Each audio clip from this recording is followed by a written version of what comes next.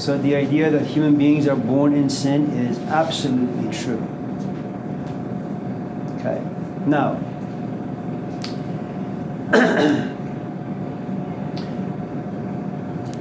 when you have power in life, and when you're not seasoned enough, mature enough, wise enough, compassionate enough, when you lack the empathy, when this power can't be channeled the right way, what do? You bully people with your power.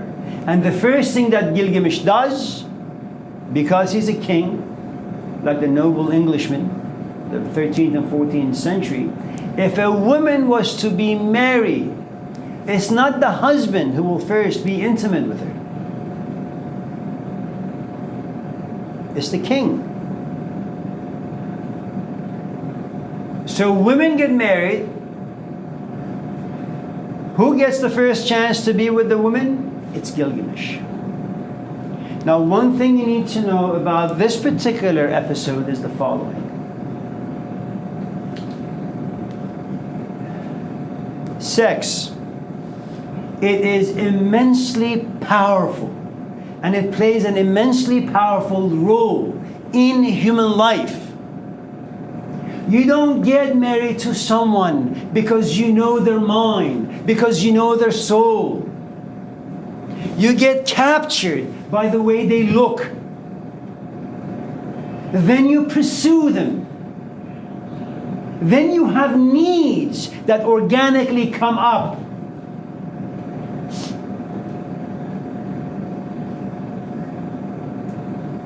You spend time with them. You speak with them about ridiculous things. Eventually, your arms touch. You lay next to each other. You have sex.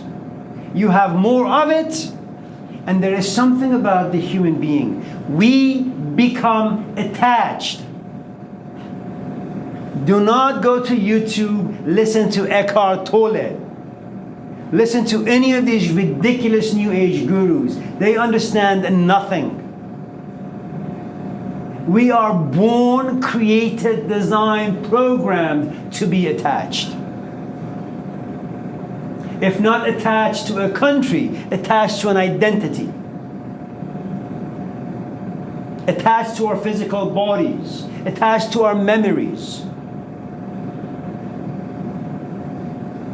No one can live without attachment. Not even the Buddha.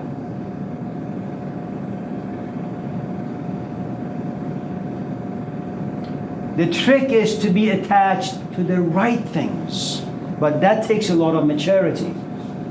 And then what happens when you have sex with someone over and over again after 2 weeks? Well, you commit. And what happens when two unseasoned, raw, immature human beings come together? Now they gotta figure out life.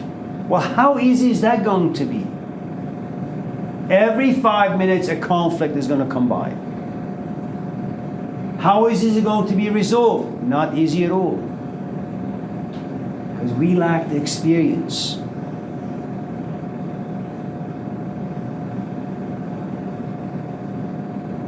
So next time you walk around town and you look at someone and you desire them, it is organic, it is powerful.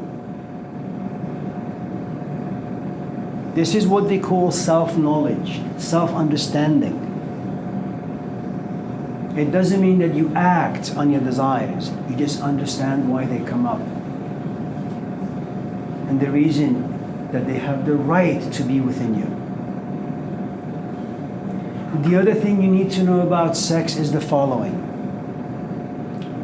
It is the quickest thing to experience a couple minutes of completion, fullness, wholeness. And if your interior is relatively clean, you're not going to turn over and feel guilty for what you have done.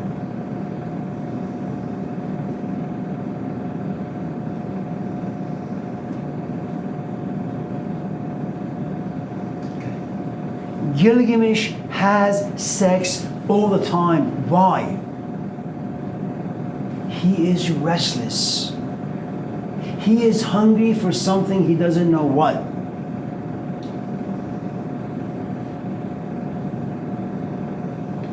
For those of you who take the TV remote and flip through the channels, you're no different than Gilgamesh. You are restless. You're looking for something on TV to inspire you. You're tired of the violence. You're tired of the cheap romantic movies. You're tired of drama. You want something. You don't know what it is, but you're looking for something. Justice Scalia was once asked if he could define what pornography is. And he said, I don't really know what it is. I can't define it to you. But I know what it is when I see it. I don't know what Al Pacino has. But when I go to YouTube, for example, and I see the last part of The Scent of the Woman, where he goes before the school board and he shouts and screams, I don't really care what he's saying. There is something about him that moves me. You will never have sex with someone who is ugly. You will always have sex to someone to whom you find some degrees of attraction. Gilgamesh has sex with attractive women. If not attracted to the eye, attracted to the ear. And whenever you find something attractive, it means the following. You seek beauty. Its expression may be wrong in some cultures, but deep down, you're not after sex. You're after coming to life. And that is beautiful.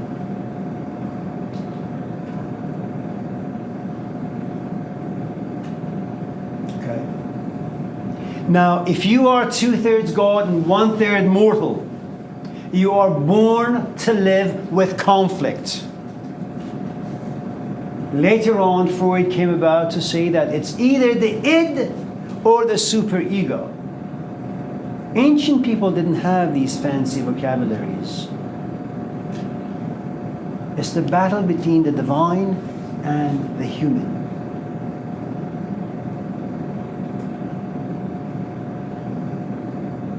Sometimes students write beautiful essays. The problem is they have those essays, the writing has nothing to do with the questions on the prompt. And if you happen to be a really, really dumb instructor, you will take away points.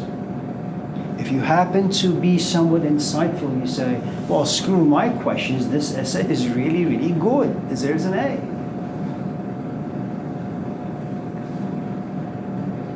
So just in case sometimes you feel conflict and contradiction and paradoxes inside you, you are born with them. They're never going to get resolved. Your task is to be seasoned enough to live in both worlds the best you can.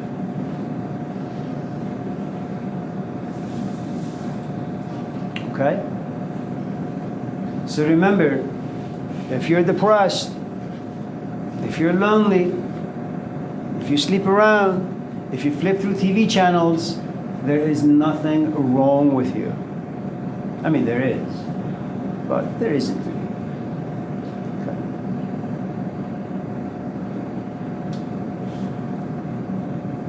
Now, his mother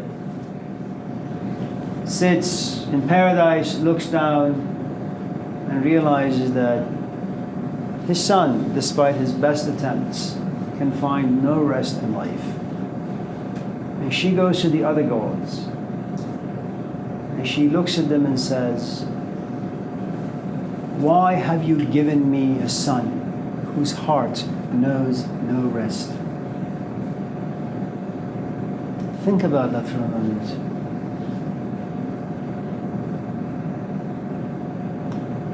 You're a kid living with your parents. You pray that you'll be 18 soon so you can leave and you can rest.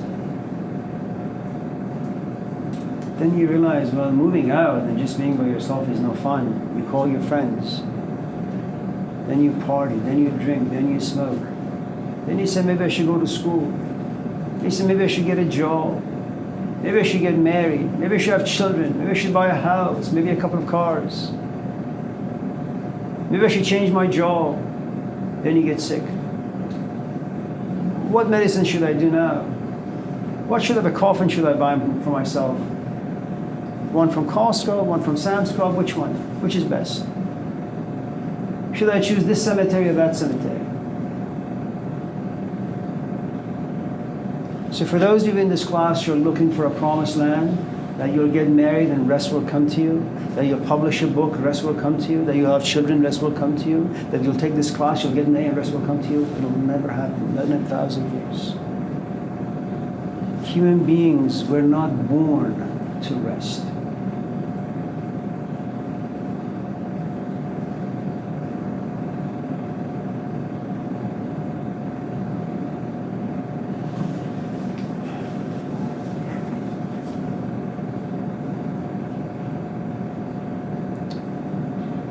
Do you have any questions thus far? Karen? Yeah. I have a question about the Epic of Gilgamesh. I'm comparing in my mind to, Gilgamesh to Buddha and Jesus Christ and Muhammad and these other giants. And I'm wondering why Gilgamesh does not have, how long ago was this thing written? Like 5, 6, 7,000. 5, 6, 7,000 years ago. Okay. Why doesn't he have an eponymous religion named after him with billions of followers and an ornate institutional structure and a lot of influence on culture and politics from ancient times into the present day, all of which can be said about these other religions I named? Why is that not true of Gilgamesh? Well, there is something about religions that's no different than milk, is that they have an expiration date. Yeah. For the longest time, for our human culture, Zeus had a huge name, huge following. But time passes and Zeus becomes irrelevant. Falls out of favor. That's true, yeah. Yeah. Gilgamesh had a good standing during his own time. His epic was read all the time, but then it got lost. It was no longer important. There was a guy, his name was August Comte. I think that's the founder of this particular idea, maybe wrong though. So he argues that initially what happens is that there is something about being human that longs for transcendence. We want something that is not flesh and bones, something up there that we can hang on to, that can inspire us and turn this piece of meat into light, okay? So we made gods in the forest. We made gods in the stones. So you have places like Haiti, for example, certain villages where you have a stone, a piece of rock, it happens to be like round. These elders in your town draw some pictures, kind of like Castaway, the movie, Mr. Wilson, okay? You have an eyebrow, you have a couple of eyes, you have a nose and the stone, and every day people go to the stone and worship it. There comes a time where the chief of this community comes to realize that this stone is no longer impacting people in a psychological way as it used to. The stone is gotten rid of, another one is brought in, okay? So we used to be very much nature or natural worshippers. Then something happened. We realized that we don't want to be in forest and just talking to a tree. It's far too close. We want something that's distant, Okay. something that's unreachable. Okay, there is a long period where the Epic of Gilgamesh maybe didn't speak to the zeitgeist of Sure. the times. Sure. And that's, okay. Yeah. So we went to many gods. Eventually we went to just one god, and now science has taken over where there is no need for God. The point I'm trying to make is God has a history, it has an evolution like human beings. It has a genealogy. Okay. Okay? Yeah. Yeah. Makes sense. So we don't know what kind of institutional structure the Epic of Gilgamesh inspired back in its day. Because that's pretty dim, remote, ancient history. And there may be. I just don't know much about it because I'm not an ancient scholar. You're not an archaeologist. Yeah. You're not a. Okay. Yeah, I'm really not much Yeah. of anything. Okay. Where was I? Yeah, you asked for questions. It's very true. I'm just wondering where I was. Gilgamesh's mother. Oh yes, his She was mother. his mother. Yes. Restless. I was going to recite the poem for you, but I forgot. So forget that. All right. Now, because the only thing Gilgamesh knows is how to be cruel. And because people suffer due to this cruelty, they come together and they say, we can take this no more. They take their issue to the gods. And what they say is, why have you given us a king whose heart knows no mercy? A king is supposed to be a shepherd to his people. He devours all of us. Something needs to be done. It's something we'll talk about later on when we get to Hinduism. But for those of you in this class who enjoy praying, whether you like to pray to your parents, or pray to rocks, or pray to various forms of gods, what you need to know is this. Prayers, like anything else in life, goes through different stages. Okay?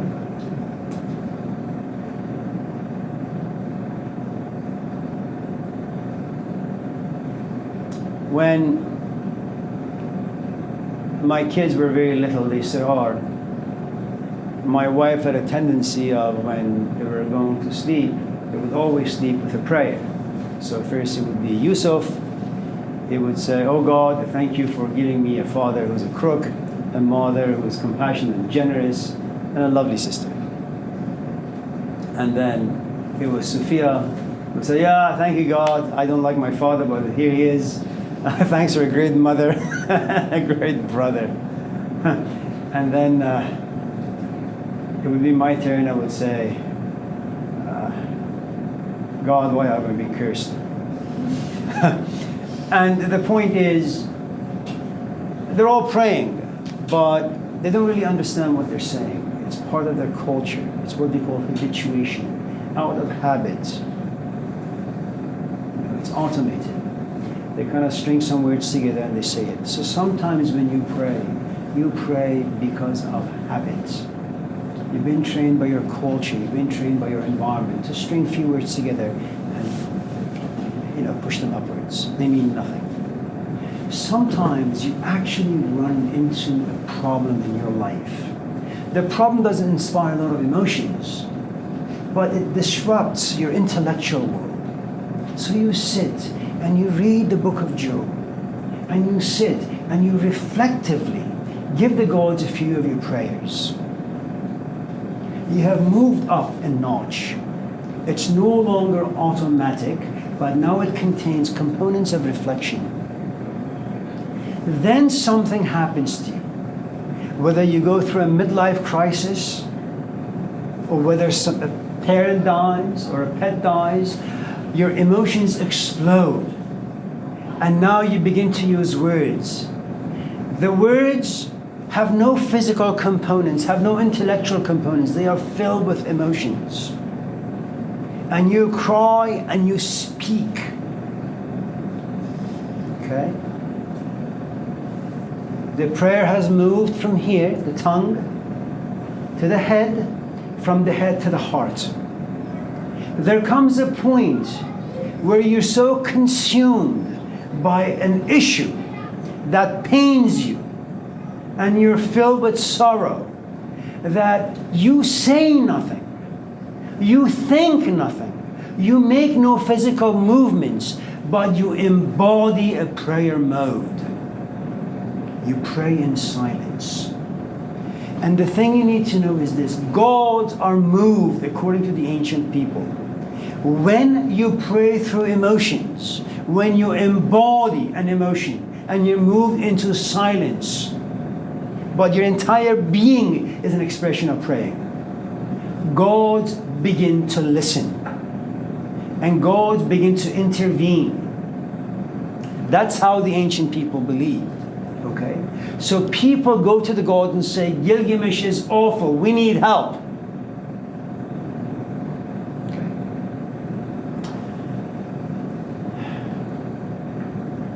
The gods get together and they say, okay, we have had our hands in the creation of Gilgamesh. He is 2/3 God, 1/3 mortal.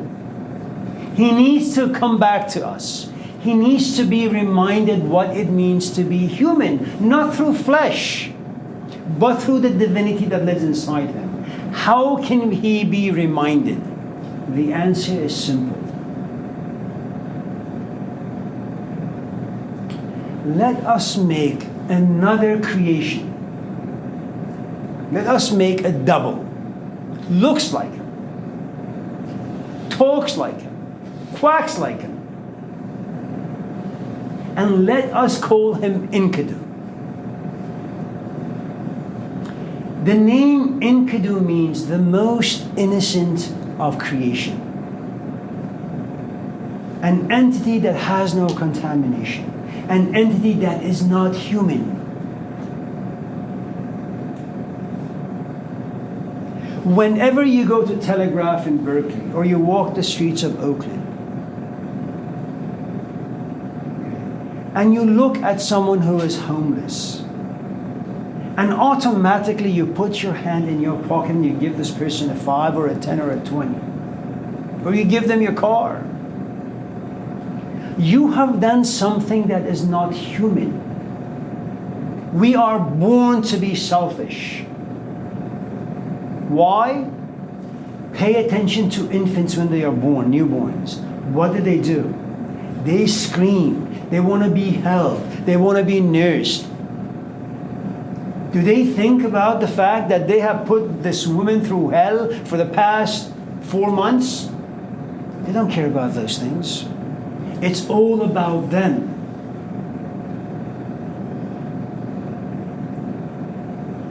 Every living organism abides by one principle. My existence is the most important.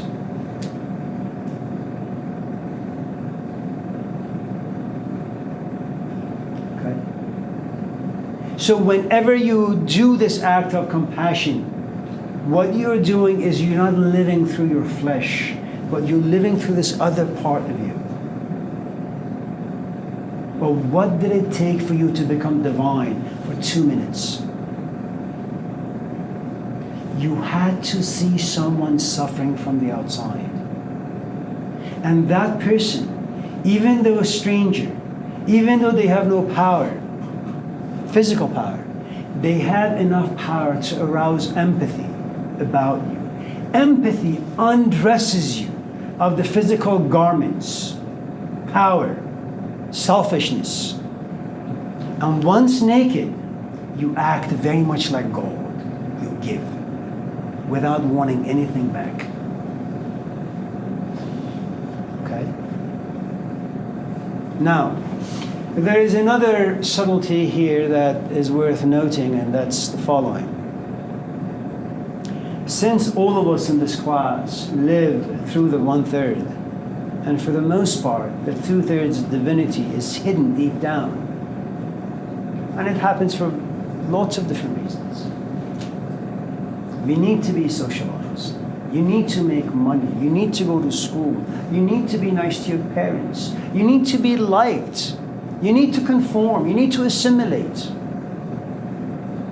You need to have desires and you need to pursue some of them. You have no choice in falling from grace. It comes with the territory.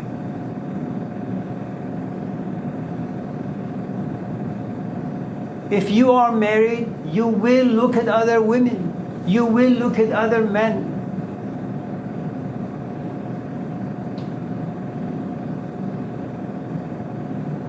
That's just the way things are. Okay? Now, what does it mean to be innocent?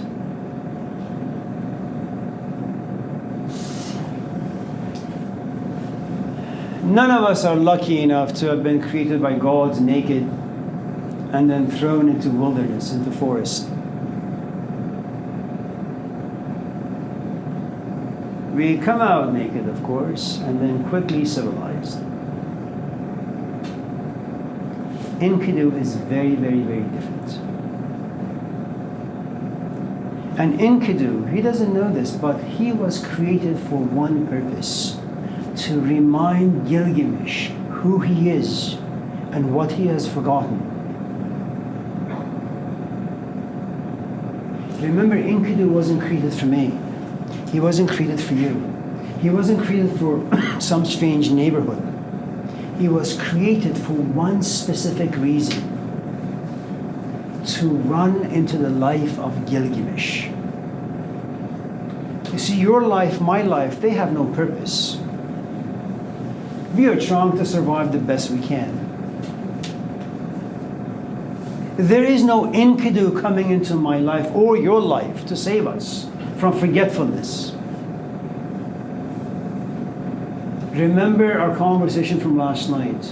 Right time, right place, right people. Gilgamesh has been looked at by the gods. He has been chosen. If an innocence comes into your life, it is because someone up there likes you. You have a destiny, you have a purpose. There is an agenda and a meaning to your life that needs to be discovered. But its discovery takes time, effort, struggle, and lots of pain. Okay? So remember, Gilgamesh is divine. He has forgotten. He becomes all flesh. He is corrupt. He is contaminated fully. People pray that give us our king back.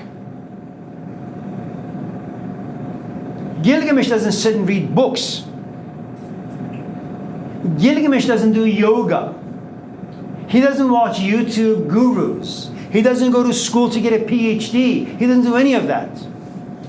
He needs help, and that help is going to be given to him from the outside.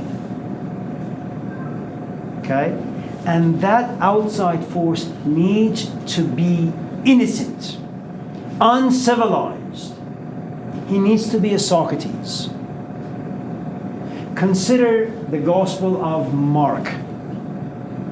Here are the Jews in the synagogue, Saturday, reading from Isaiah, something they've done for thousands of years. Here's a 30-year-old man who enters the synagogue. Okay? There is this rabbi who says, "Who wants to read?" And all of a sudden, this stranger comes forward and says, "I will read." And what does he read? You were promised a Messiah, a prophet. Here I am. And what happens when you find yourself in the presence of someone like Jesus, who is innocent, who hasn't been socialized by your religion, by your community, by your ethical codes? He is beyond all of them. So when he approaches you, what happens to you? He offends you. He disrespects your religion. He doesn't care how you think and what you think about. He doesn't care for your God. He doesn't find anything mature about you, anything valuable about you. Okay. And what does he say to his community? Blessed is he who is not ashamed of me. And for him, in that temple, that's only gold, no one else.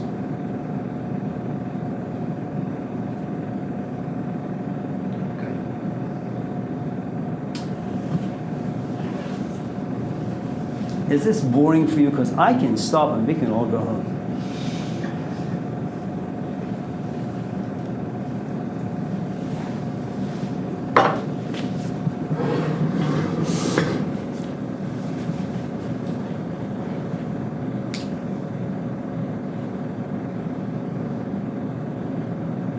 The other thing you should know is that such encounters between the contaminated and the uncontaminated, it doesn't occur very often in human life.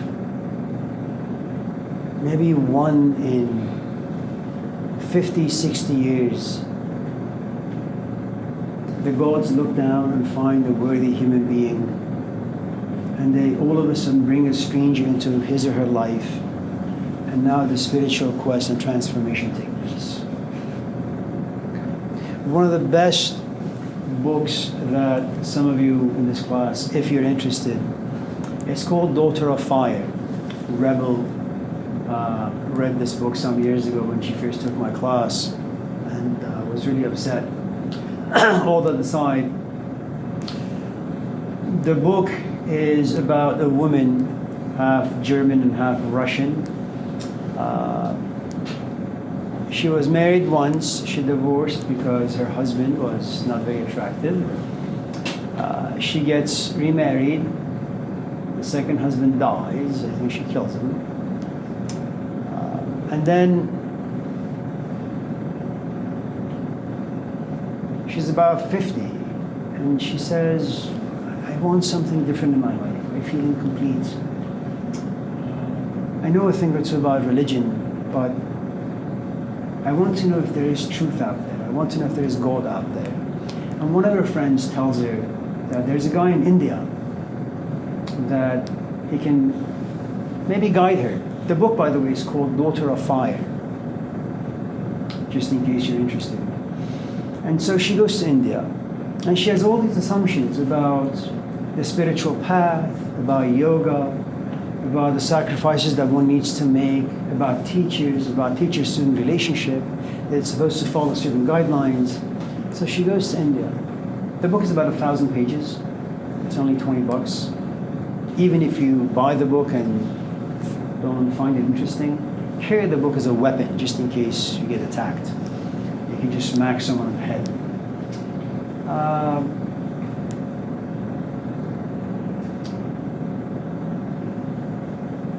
And for 700 pages, this teacher puts this woman in hell because she assumes that she knows. She assumes that she has the capacity. She assumes that she can learn. And slowly she'll come to realize, yes, it was all assumptions. She doesn't know anything from anything. There is another encounter some of you may be familiar with. It's called the encounter between Shams and Rumi, the Persian Sufi poets. You know, there are not very many stories out there where you have a human being who thinks that they know. All of a sudden, a teacher approaches them. They have a relationship. That relationship lasts about 10 or 5 or 6 years. Okay, the student is baptized from within, transformed, and becomes a teacher. Most of us just want to survive physical life. Remember, the spiritual quest exists for only the privileged, not for us. If you have health issues, you can't do a spiritual quest. If you come from a culture that's secular and doesn't have religious emotions and doesn't have religious language, it's not for you. If you have childhood memories that are nightmarish, it's not for you. The spiritual quest begins with only when you have psychological or spiritual needs, longings, yearnings. It's not because you want to run away from a culture. It's not because you want to run away from a relationship. It doesn't work that way. Okay? We have a friend, she lives in Grass Valley. She's about 91. She's always been interested in this stuff. When I saw her last, about 3, 4, 5 years ago, she said, oh, I really like the spiritual quest. I said, you're almost 90. It's too much for you. You should go to Costco. They have coffins on sale. And it's true. I mean, do the best you can with your longings and yearnings, but don't expect ridiculous things for yourself.